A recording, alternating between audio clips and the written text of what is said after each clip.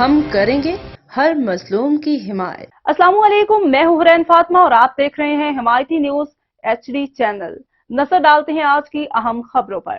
بے لگام land mafia کو ملیر میں کوئی انتظامیہ لگام نہ دے سکی۔ بے خوف لینڈ مافیا نے برساتی سیوریج نالے کو بھی نہ چھوڑا۔ دن دہاڑے برساتی نالے پر غیر قانونی سوسائٹی اسکیموں کی طرف جانے کے لیے کراسنگ روڈ بنا ڈالا۔ ملیر افتخار نوری کی رپورٹ۔ ایک طرف کراچی میں برساتی نالوں پر انکروچمنٹ کے خلاف تابڑ توڑ کارروائیاں کی گئیں تو دوسری طرف ملیر میں بے لگام لینڈ مافیا نے برساتی سیوریج نالوں پر غیر قانونی انکروچمنٹ کا آغاز کر دیا۔